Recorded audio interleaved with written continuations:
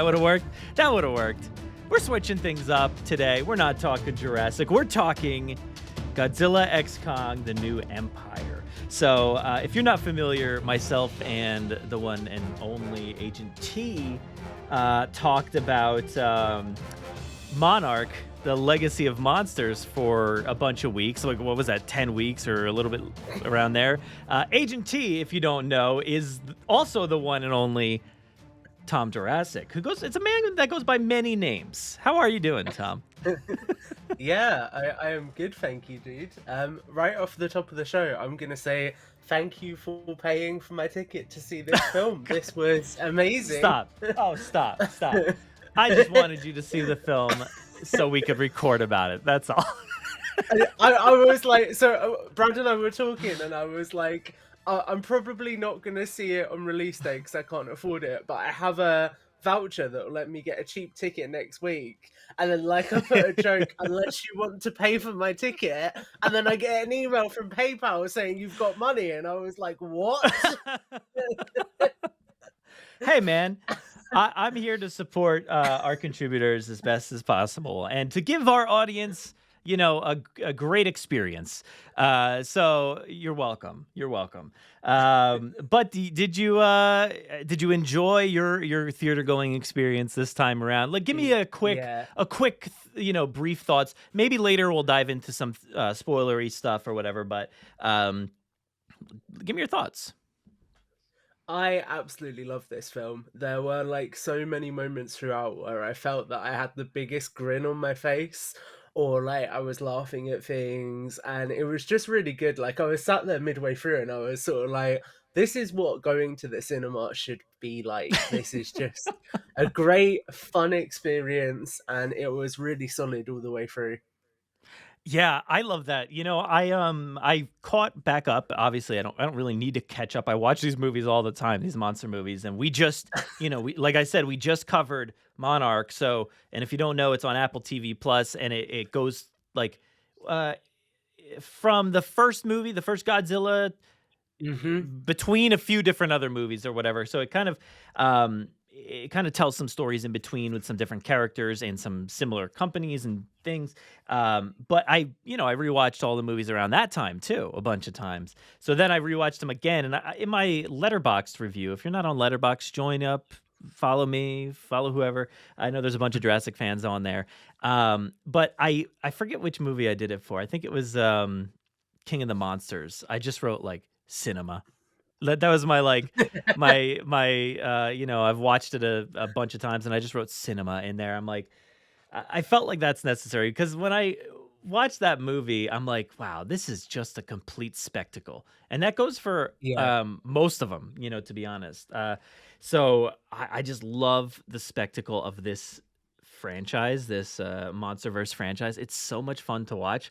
I'll admit, you know, Godzilla versus Kong, the film before this, I was I guess lukewarm-ish upon first viewing. It kind of grew on me, you know, as time went on, but I still think it was I don't know. It's to be foreseen. I don't know if it's last on my list or this one will be last on my list, but that's I know, I see your face and I'm sorry, I apologize, but it's just such a great list. You know, you've got Godzilla, which is a really, really awesome film for me. Kong, Skull Island, which is just incredible. And King of the Monsters, which I absolutely love.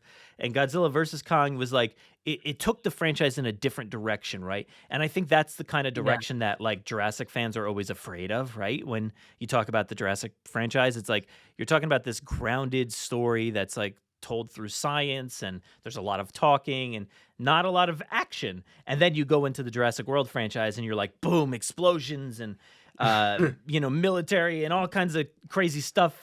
It's the kind of direction that would need star power like Scarlett Johansson to really sell it. I think so. When you get that, you know, a Marvel character in there, it might be necessary. Actually, you know, you can't let go one Marvel character and then not bring in another one. You have to continue with the Marvel. But I think that's the direction a lot of Jurassic fans are always afraid of. But with this franchise, like, hey man, I don't care, dude. Like, it's another installment in a crazy franchise that I absolutely love, that just does the most bonkers stuff. It's off the wall every 10 seconds, and I love it for that. So, while this film and the last film are lower on my list, I still love them, and I still really, Yeah. really enjoy them. And this film in particular, Godzilla X Kong, uh, it was just like, again, a spectacle, and I rely on this series to give me frames of a film that just look like art Yeah. and are just like, "Oh my god, like, I can't believe that I'm witnessing this on screen."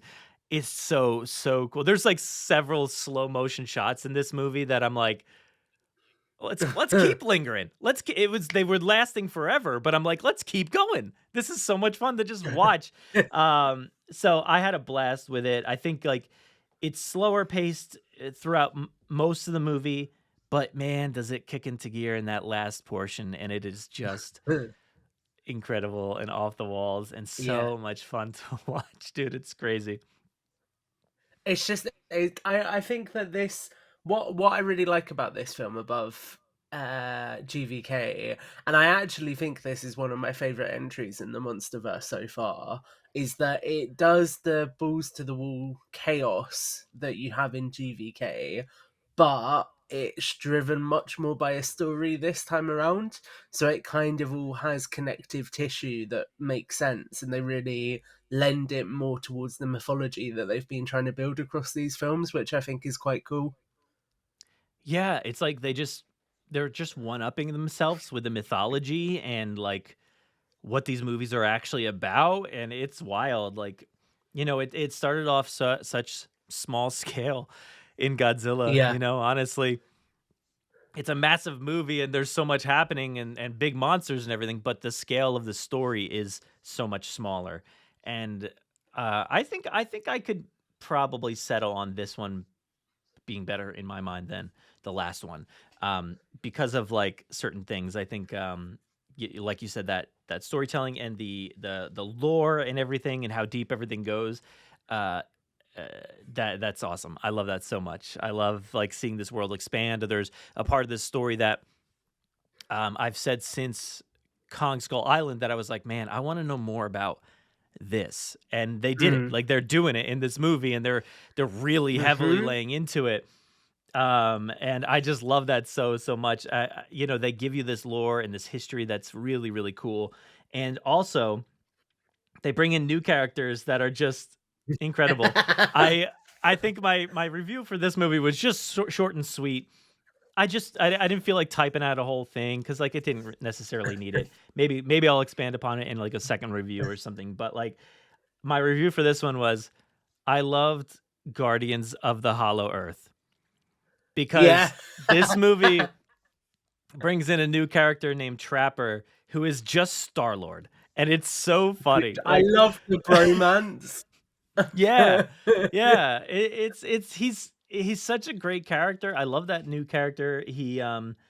Like I'm saying, he brings, like, a Star Lord energy to him. They keep Yeah, blasting, like classic rock music and stuff like that, and he literally, like, flies in on some ships, and one of the new redesign of the Heave is just or the Heaves is just like, um, what's that planet? Nova Corps. A Nova Corps, yeah, The ship. Nova It's Corps. just it's like Yeah, exactly like that, and I'm like, this is crazy. yeah, And the comedy of it all, it's just he's such a Star Lord character, and I think that was such an awesome mix. I mean, if you're gonna go over the top with basically spaceships on Earth yeah. or in Earth, um, you might as well just go completely off the wall, and I love it. It's so much fun. I was laughing, like, uh, I just loved it. I love these characters, and, Yeah. I've seen a lot of the reviewers and, like, critics and stuff say, like, "Oh, this movie doesn't, do anything for the characters, and we don't care about them or anything." But I care. I still like following, Yeah. these characters. Gia, is that her name? From the last movie, like, Yes. she carries over, and I like following her story and, her doctor mom. Look, I'm terrible with all these names. I can, that. But, like, I like following these people up because this movie franchise does something really cool where it'll introduce, like, a few characters, and then like at least like two of those characters will carry over to the next film. It'll introduce Yeah. a bunch of new ones, and then like two of those new ones will carry over to the next one, and they keep doing that like time and time again, and I love that. Like, so I imagine Poor like to see it. Serizawa. I know, right?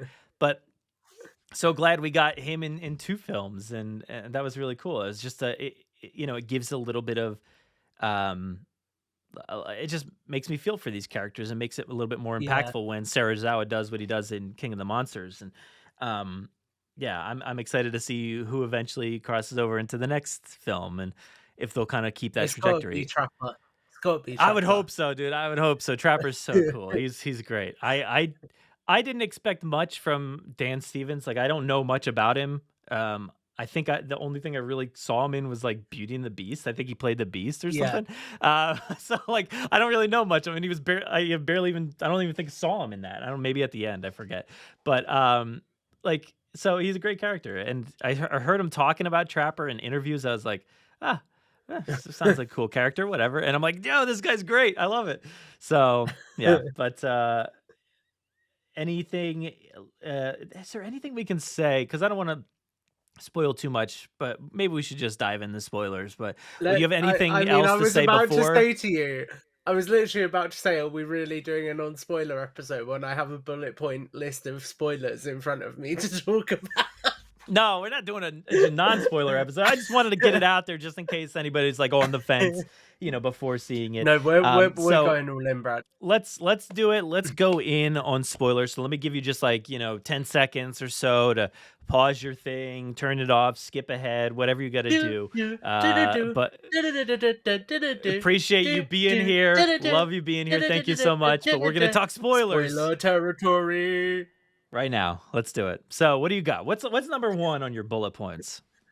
Okay, so I'm happy to just breeze through this list if you want. Yeah, So, do it. Because I got no notes, like I said, and I'll just recollect it in my head here.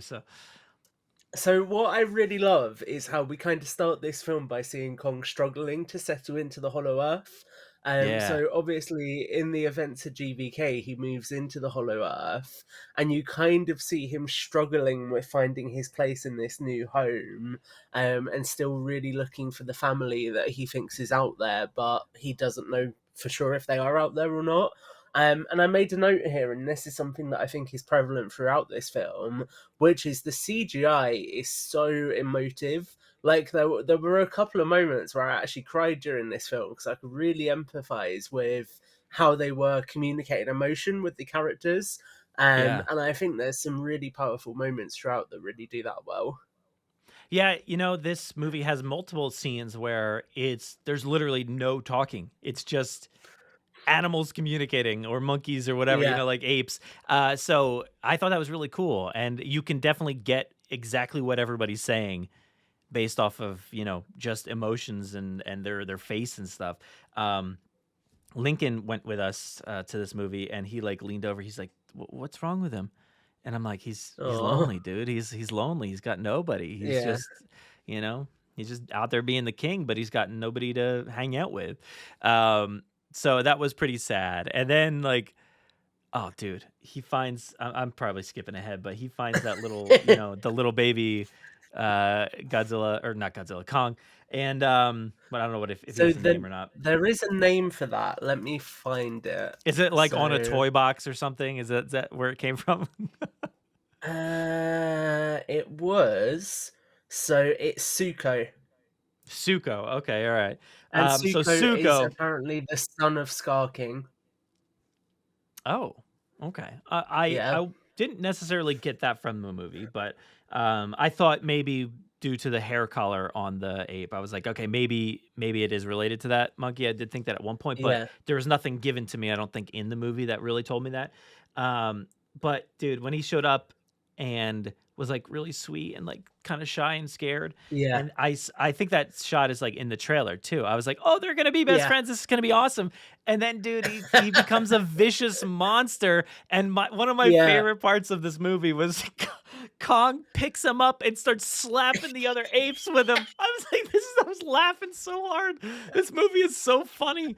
I couldn't believe it. It was hilarious, dude. He picks up a tiny babyish monkey and just starts slapping the other monkeys and beating them and pushing them off cliffs and Yeah. stuff. It was incredible. Like, what in the world was I watching? I loved it though.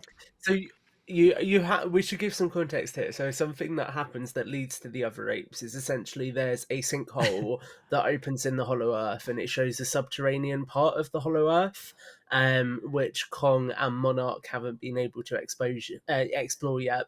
So it's really interesting because this is set a few years after the events of GVK, and you get the idea that Monarch has explored a lot more of the Hollow Earth, even though they say they've not explored all of it. They've got Yeah. quite a bit of it mapped out. It's kind of become quite mundane, so you get some characters who are quite bored at the Hollow Earth outpost. It sort of lost its appeal of being something new to some extent.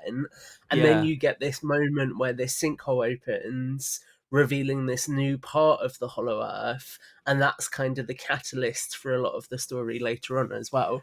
What did you I think love about that and the idea of this like subterranean part of it? I love that it was like you unlocked a new level, you know, like in a Yeah. video game. It like literally like opens up and then like it comes up on the screen as if you just like hit a cutscene in a video game and just like Yeah. it shows your character walking into a new space and it kind of pans out and the character's looking around. I was like, this is just a video game. It's so funny. But I was like, whoa, like I'm thinking about this movie. I'm thinking about Monarch because like Monarch had a whole Axis Axis Mundi, Mundi. like a whole new Yeah. layer, which was I don't know where still. And like then there's the Hollow Earth, and then there's the subterranean. What was it? Subterranean what? Like Hollow Earth. So It, it's a subterranean layer of the Hollow Earth. well, it like on the screen. I wasn't sure what the exact title was. Yeah. But I thought that was really cool. It was like kind of. I felt like upon subsequent viewings, I think it'll like clear up a little bit, but like the geography of it all was slightly confusing just because like there was also the uh, Iwi people. Is that what their name was? Yes. And then Yeah. their whole layer and stuff, and then also like webs that they had to go through, and it just Yeah. like opened up to it like a brand new layer So and stuff. So, their layer, as far as I interpret it, is in the Hollow Earth. It's just camouflaged. So it's there, okay. but it's like a camouflage part of the Hollow Earth that other people Hmm. can't see. Yeah, it was a little confusing, and I didn't know if it was like in that subterranean level or not. But yeah, that's besides the point. I thought that was a cool section, and you Yeah. know the fact that that there was like a whole lore story to like why all the other apes were kind of like Yeah. locked away, and I thought that was really cool. Yeah, so this is something I wrote about, and where I'm gonna just highlight the bits of my notes that we have touched on, so I can keep track of it. So I like how actually what we sort of get here really is a build up to Kong encountering Scar King for the first time. So it's handled really well because, like you say, you get the introduction of the Iwi people, and you slowly get the characters who are in the Hollow Earth. So Eileen, Trapper. What's her name? The girl, was it Jai? Gia? Gia, that's it, Gia. And then also Bernie, who's back in this. They are slowly picking through this mythology with the Iwi people and learning more about Gia's purpose, this prophecy that she's a girl who is meant to bring back Mothra to Oh, dude, eventually deal with. so Yeah, cool. it was awesome. To Yeah. eventually deal with this threat. And this threat is Scar King, and they then explain that Scar King was actually banished into the Hollow Earth by Godzilla, and he was trapped in this kind of dungeon area, so he couldn't escape because his desire had always been to go to the surface world and destroy it. And he kind of is, in a sense, a king who subjugates the other primates. So we see a lot more of Kong's people, and he's sort of like your old school dictatorial monarch in a sense, who is not the science organization, but royalty, who is like looking after, well, not looking after really, actually kind of Yeah, not looking ruling after them, yeah. over people with an iron fist, which is quite interesting. So they do a really good Yeah. job of slowly building up his mythology. Um, before they reveal him, to essentially give you the idea that this is similar to Ghidorah in King of the Monsters, in terms of the fact that this is somebody who is an ancient part of the legacy and is very interwoven with the tapestry of Godzilla's history, and the history of Kong's people as well. However, Yeah. before we get to this point, we do get a parallel story. So this is happening inside the Hollow Earth, and then outside the Hollow Earth, we see that Godzilla is taking on titans that humanity can't fight. So you have Godzilla fighting against Scylla, which was a really, really cool sequence. It was over very quickly, but it was cool seeing Which one was Godzilla that? Who was fighting that? another titan. That was the like crusty one Oh yeah. The like with the crab tentacles that looking. came out of Yeah, his okay. mouth. That Yeah. was very cool. Yeah, so you get a fight sequence with Scylla, you get Godzilla sleeping in the Colosseum, which That's was great. very, very cool. And what I liked here was you get a little sense of the fact that Titans are still a present threat in this world. So you see little bits of Monarch tracking lots of other Titans. You get a few name drops for some of the other Titans that we haven't seen yet. And it's quite cool how you get this idea that actually, although we've had this catalytic event in King of the Monsters where Godzilla is essentially the king of the monsters, there are still Titans who are fighting against Godzilla, and he's still having to deal with those Mhm. threats, and humanity is kind of just witnessing them. So I thought that was quite cool. What were your thoughts on sort of where we pick up with Godzilla? Well, I thought it was cool. It kind of it went back to the beginning of everything with these Yeah, monsters, like in Godzilla 2014. What are they called? The Mutos were like, Muto, yeah. feeding off of like nuclear facilities and stuff like that, and they were trying to basically power up, just so they could reproduce and stuff. And then in this one, and also they showed a lot of that in Monarch too, of different facilities and stuff like that where monsters would power up. And this one, they're like, well, Godzilla needs to defeat these, like kind of take their powers and then feed off the power plant. And I loved like him going up against Tiamat. That was really, really Yes. cool. And just like, you know, seeing the pink kind of like, I don't even know, like seep into him and just become a part of him, and then Yeah. he explodes out, and they're like, "Oh my god, check him out! He's powered up, he's leveled up." I thought that was Yeah. really fun. That was cool. He's So just like it's leaner and stronger and yeah. faster, and I thought that was awesome. It's really cool how they explain that whole sequence with Tiamat, because they're saying that it's at the point where like a lot of radiation from space is essentially converging on the planet, and that's what Tiamat uses to power up. So Godzilla kills Tiamat and then goes into Tiamat's lair, because that's where all that energy is, and he's able to go in and absorb it. So it's quite You cool know, having that connection. it was a bit different than what I expected, though, because I had mentioned to you or we had talked about toys for this Yeah, movie, and the toy for Godzilla, um, it has like an outer shell, like a rubbery outer shell. Not that one. That one's incredible, but it was a smaller one that had like a rubbery outer shell, and it was like regular Godzilla. And then I yeah. think like inside was like the pink Godzilla. So like to me, the toy was basically saying like Godzilla's going to shed its skin and become smaller, more agile, because when we see it in the trailer, Yeah. he's just running and just jumping and doing all this crazy stuff, where you would think, okay, a smaller, more agile Godzilla could do that. But that wasn't really the case in this. It didn't like shed its skin, which All, I thought all would have been I can really cool. say, And what? all I can say is Bradley, Bradley, Bradley. Oh, You've been what? collecting Jurassic for how long? How often do things Yeah, like the I know. Lego sets actually depict what happens on Well, screen? Do you this remember that this Camp felt Cretaceous set? Yeah, this felt more I don't know, it just felt reliable, and it felt because of what we saw in Monarch too. They were talking about shedding and stuff like that. There was a Yeah, whole scene where shedded monster like, skin yeah. was there. So I thought they were layering in those concepts to say like, "Oh, guess what? Godzilla's going to shed his skin and then be this ultra Dude, just powerful one imagine underneath." finding that like floating somewhere. Dude, no, it would just be like laying in the Coliseum or something like that. Yeah. Sorry, no tourists today. It's just a dead monster skin here. But but yeah, that didn't happen. But I thought it was really cool how they actually did it. Um, Yeah, yeah, and I love the look. I The thought look it was was really awesome. And awesome. Godzilla dude was doing Yeah, stuff that you've never seen him do before, like leaping off of, you know, yeah, what do you call it? Mountains and yeah, just diving literally into the leaping ocean off and the, jumping and running and it was just awesome to see. Yeah, it was so awesome to yeah. see.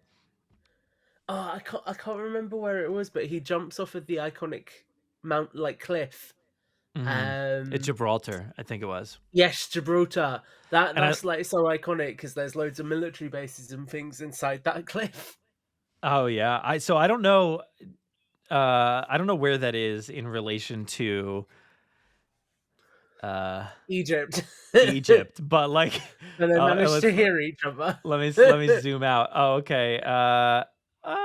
Okay. I mean, it's far, right? Yeah, it's I don't know where's Egypt is over. Oh, it's all Like the half way. the Yeah. hemisphere. Okay. Yeah, it's pretty far away, but it's like it's not. I don't know. That's about where I guessed. I don't know. It's like at the tip of Yeah. basically Spain, right there, right? And um, yeah, all the way to Cairo. That's kind of far, but the way that they were yelling at each Yeah. other was if they could see each other in the distance or something. It was really funny. Right. Okay. Okay, Brad. We've hit that point. Are you ready for your mind to be blown? Hit it, dude. Let me hear. So this film parallels Monarch way more than you realize Ooh, okay. because All right. what we have in this film is Eileen going to Bernie because he's thinking outside of the box and he's doing things that they wouldn't try, whereas their analysts are stuck in circles. So bear in mind he was at Tokyo, but Monarch didn't hire him afterwards because they thought his conspiracy theories, his way of approaching problems was too extreme. Who does that remind you of? Uh, what? I don't remember his name. Lee? Is his name Lee? That's well. I mean, Lee I and was more Tim? talking Tim? about their Tim? their dad, but yes, yes, we'll go with them. Basically, I think it's really interesting because that shows that this is still Monarch that, despite dealing with all of these things, really aren't Okay. Oh, willing to yeah, think yeah. outside of the box. The dad. Yeah. What And was his name? yes, I'm Hiroshi. deliberately Right? letting It was because I Hiroshi. can't remember it either. Yeah, it was horrific. But yeah, I found that to be a really interesting parallel because that kind of shows hmm that Monarch as an entity is still trying to think about these things framed logically when it's anything but. Yeah. Yeah. That is pretty cool. I mean that whole show was like it also had Tim who was thinking kind of about these kind of topics and couldn't get the Dude, support if inside. Tim You had know. just like appeared in a background frame, I would have lost it. Let me ask you, the person who was part of the Iwi tribe who came out of like the temple or whatever, Yes. they were purposefully obscuring that person for quite a while as they were like slowly walking out to the Yeah. point where I was like, are we going to get a reveal of somebody here that like is Were going you to like, blow our it's gonna mind? be Keiko? Yeah, dude, I honestly thought it would be or something, but it Yeah. wasn't. And I thought like, oh, there's gonna be a big reveal, but it didn't hit me or anything. So I was like, oh, okay, I don't know this person. I was quite surprised by the lack of a reveal because I was expecting them to reveal that it was Gia's mum. That was kind of what it felt Yeah, like it was building up towards. yeah, I definitely thought something. Yeah, but I thought that was a really cool sequence, and the fact that they had their own like temples and uh, yeah, it was really cool. The whatever they were doing down there, the colors and the way that they can use the gravity and Yeah, that mesh material, they're whatever. just It was way all more really cool advanced than all sequence. of us. Yeah. Yeah. Yeah, just speaking without here. Let's do a podcast in Iwi tribe way.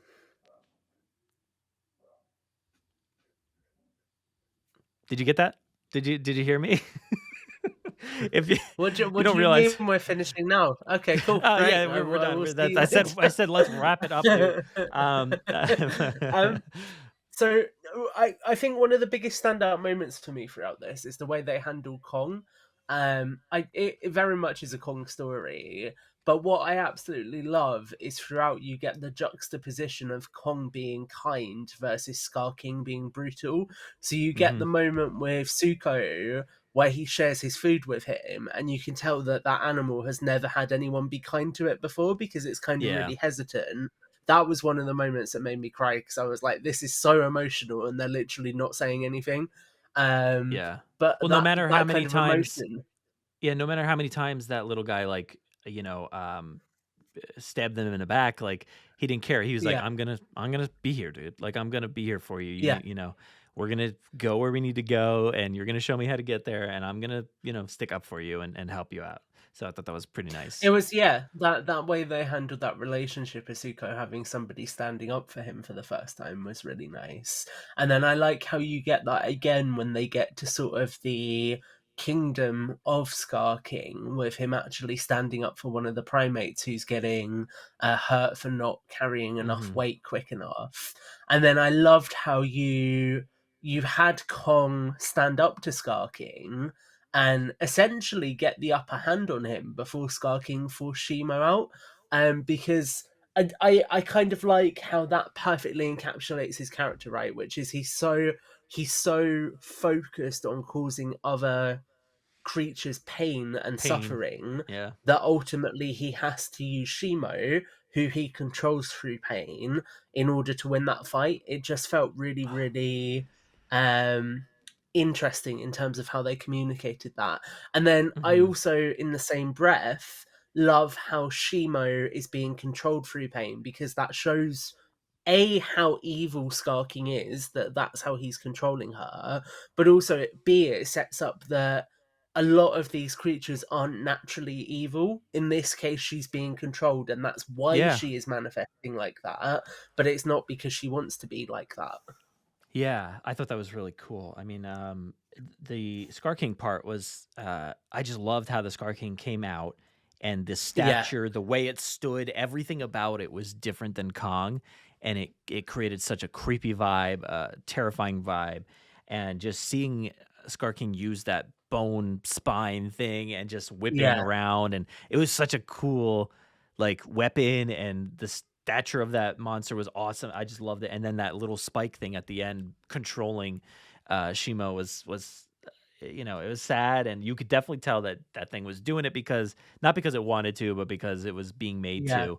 And that's confirmed at the end of the movie where Shimo's like, "Hey, is it okay? Like, can I? Oh, yeah, I can freeze this dude over here. All right, cool." And it's just yeah. like it was just like looking for like somebody to tell it what to do, and I thought that was pretty cool. The thing Also, I found, sorry, I was going to say I the was thing gonna I found go ahead. most You talk about it because I was gonna change it for a second. the thing I find most interesting is I think she. Now, I should pretext this by saying I do not know the original Toho mythology of Godzilla as well as I should. So I may be about to say something Yeah. really infuriating for fans. But to me, Shimo looks like a very similar species to Godzilla, especially in Mhm. terms of the like head structure. It looks really similar. Oh yeah, absolutely. I thought that as well. I was like, "Oh, here comes the bad Godzilla," and because they Yeah, had the bad ape and they got the bad Godzilla together, so I thought this is gonna make for an epic battle. And yeah, you're right. I don't know. I just felt bad for it. I wonder what the future of that monster is gonna look like here. Because Godzilla yeah, is usually set out to destroy everybody else, to make sure nobody else is on this planet despite all those monsters still being on the planet. I thought that was kind of interesting, but I guess if they're dormant and not really doing anything, Godzilla's not going to go after them. So I'm excited to see what happens with this one though, because it is so big yeah. and it is so much like Godzilla. Yeah, I think there's a lot of potential to take it in an interesting direction, especially as we know that Adam Wingard has already got a third one planned as well. I think Hmm. that's quite exciting to think about what that might be. Oh yeah. What direction were you going to take us off in? Oh, I love that, what was it, Suko? Is that the name of the little monkey? Um, Yes. came back and grabbed the axe and took it to Kong, Oh, dude, and, yeah, you kind of flew into battle, wielding it for a Yeah. second. It was just so I thought that was great, seeing that little guy just, like, get into the battle and help out in a pretty, helpful way. I thought that was awesome. It was really cool actually. And talking about helpfulness, you've led me with a nice segue into something I wanted to touch on, which is I think it's really cool how in this we see Kong leaning on the humans a lot more for help. So you see him obviously getting the exoskeleton arm, which is really cool. Oh, yeah. You see them taking out his infected tooth and giving him a like polycarbonate tooth. Yeah. And what I think is really cool about that is it feeds into the broader context of the Monsterverse, right? Of it being a shared ecosystem. So you see this throughout with reference to us coexisting with Titans, but you also get like nature coming back after Titan attacks and that kind of thing. So the idea of this interconnected ecosystem is a very, very prevalent theme throughout these films. And that felt like such a cool microcosm for it. Because up until this point, it's been very much the humans dependent on the Titans, but now you see the Titans dependent on the humans as well, and I thought that Yeah. was quite a cool deviation to that theme. That was pretty cool, to be honest. I actually thought while watching it, when did they You can tell I set went this deep with my bullet points after I came out. I was like, when did they set up this relationship, like Kong and Monarch? Like, when did they decide, like, hey, I need you to brush my teeth, bro. Can you, help me out with that? I was like, this okay. Well, they figured this out at some point, so that was funny. But yeah, what Yeah. else do we? What? I don't know. I just love that whole final battle, and then seeing the tooth pop out, of um, a Scar Yeah. King, and I was like, and then you see Kong like give like a little smile, like you laughed at me before, huh? I thought that was great. And there that slow mo shot of all four of them just going at it to like that Yeah. was just so cool. The, like, Um, zoom ins where you can see Kong's gums moving and everything was really cool. it was incredible. What a great sequence. And yeah, at this point, we're so deep into this franchise, and so many cities have been destroyed that I'm like, yeah, I feel bad. I feel bad for these cities for sure, but also like, I don't know what else are you gonna do. This is not like um, Superman, like or what was it called? What was that? Superman? Batman? No, no, Man of Steel. The Man of Steel movie, where like at the end of the movie, Superman and Zod are just destroying the city, right? And Yeah. you're thinking to yourself, like, just take it elsewhere, go somewhere else, stop all this damage and destruction, and all these people are getting hurt. Um, you We're well past that at this point, and it's just like, Yes. oh well, I guess. It's just like Yeah, let's it's destroy happening. everything. It is what it Yep. is. Um, I do. We touched on it briefly earlier, but I really, really like Mothra's return and how Oh it was yeah. interconnected with Gia's story.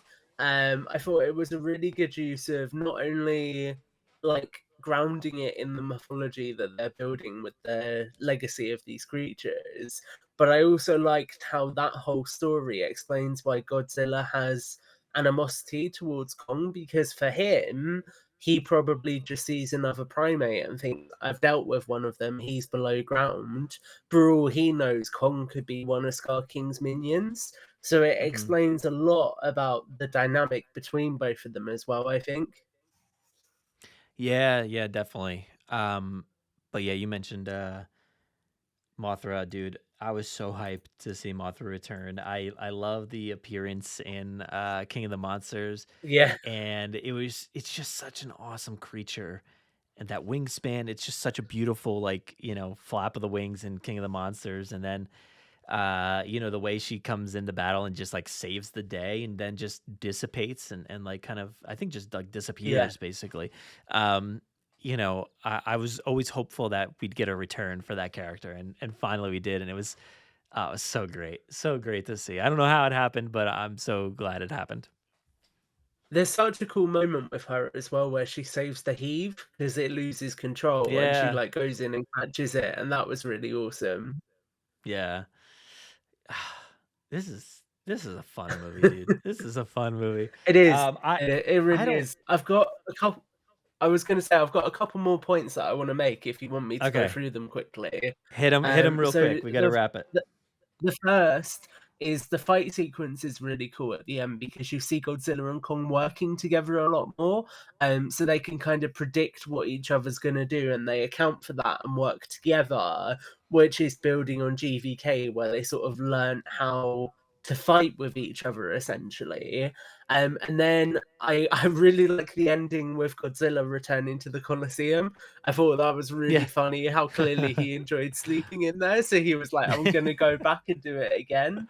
Yeah. And the final note, and I'm going to absolutely blow your mind here Oh, again, here we Brad, go. is get Here we ready. go. We have now entered the era where in this franchise, we finally have King Kong. Because at the end of the film, he goes back to all of the primates and is now overlooking at them. And I feel like that is very much setting us up for King Kong, where he'll be a different king to Scar King, because you have Scar King who ruled with pain and terror, and you're going to have Kong who rules with compassion and looking after the other primates. So you're going to get a real juxtaposition there in terms of the sense of ruler, and I'm really excited to see what they do with that.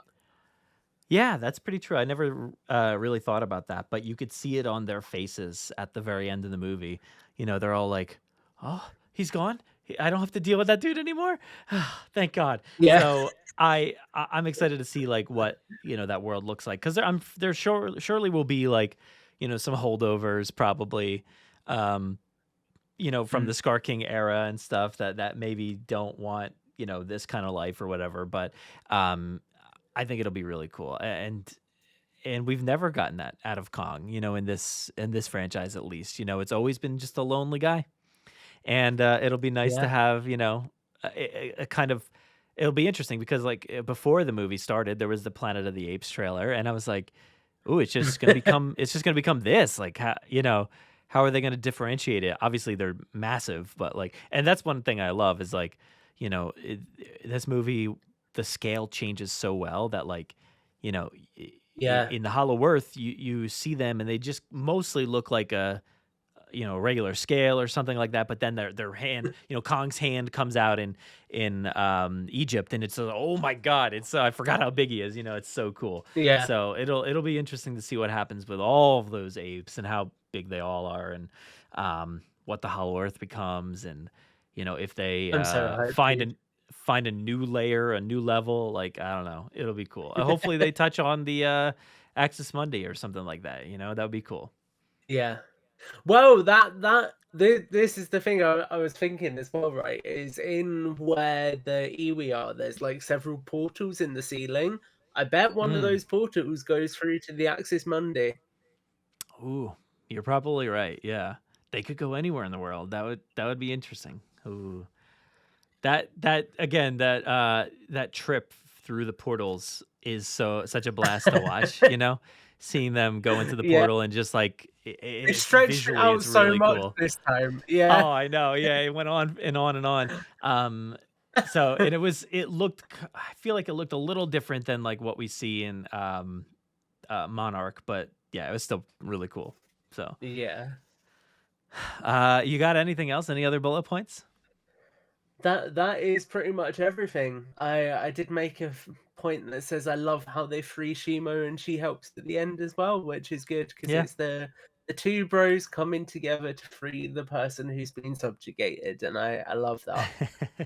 This is the second movie in a row in theaters where a bad guy in the movie just comes out and freezes a beach. So, Yeah. you saw Ghostbusters last week, and then this one this week, and I was like, man, Yeah. and there's an Empire or a Frozen, there's an Empire theme here because that was the Frozen Yeah. Empire. This is the new Empire. I So did think Scar King had very long fingers, and I was shocked when he put the horned helmet on. tall, dark, and yeah. So Horny. on that note, we'll wrap it up. Tom, where can everybody find you online? If you really want to, you can find me at Tom_Jurassic on Twitter and Instagram. All right, man. Well, appreciate it. Thank you for joining me, and maybe we'll have a season 2 of Monarch to talk about because I have no idea We what's better. what's If in we store. don't, I'm rioting. I hope so. Well, we got other things. We got Jurassic stuff Yeah. to talk about. We'll be talking about Chaos Theory when that show debuts, and we got a lot more to talk about, I'm sure. So I'll see you then.